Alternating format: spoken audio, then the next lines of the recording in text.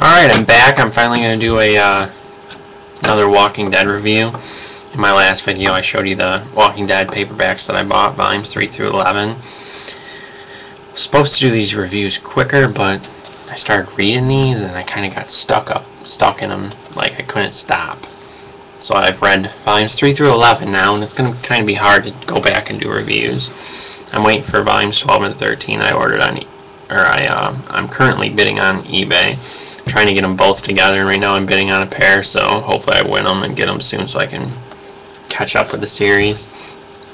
But Walking Dead Volume 3, Safety Behind Bars. This is going to be a perfect review because I had to flip back through and it's like I'm not going to remember everything. I read this about 2 weeks ago, and basically, as you know, at the end of Volume 2, they find the prison.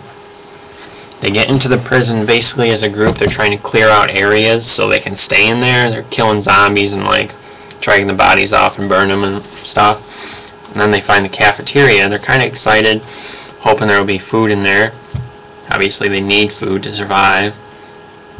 And they get in there and actually find 4 inmates that have been locked up in there the whole time.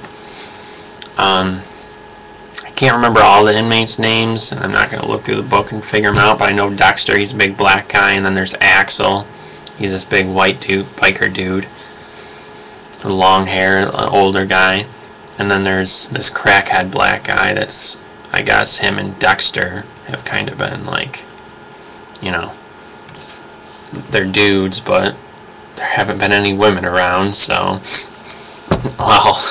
And then there's this other dude, he's a creep, and supposedly he's in there for tax fraud, but I kind of saw right through that right away, and later you'll see exactly what he is. So they find these guys, and they're helping them, and first they're kind of hesitant because these people are criminals. Like, one's in there for murdering, like Dexter, he like walked in on his wife, like screwing some other dude and killed him. And then, like, one's in for armed robbery, and, like, one's, like I said, the crackhead, and then the tax fraud guy.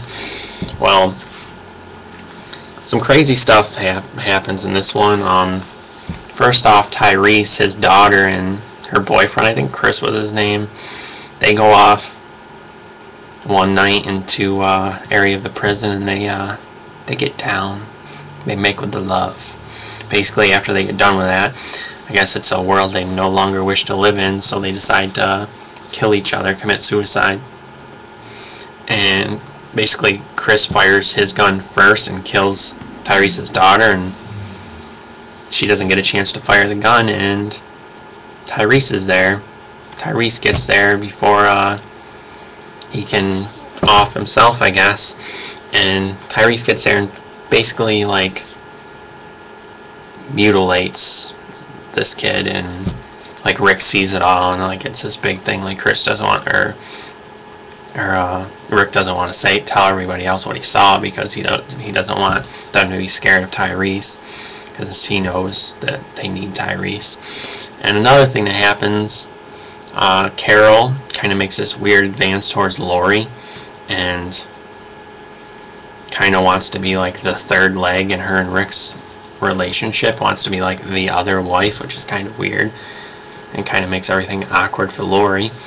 But then Herschel's twin daughters, they get found like mutilated and decapitated, and basically Lori thinks it's Dexter that did it because he's in there for murder. So she locks him up in a cell, and like a bunch of crap's going down, and Dexter like tells his crackhead boyfriend to like go find like guns in the, like where they held guns in the prison, and they like, but in the meantime, that tax fraud dude, like Andrea, is kind of, I can't remember what she's doing, but that dude like attacks her.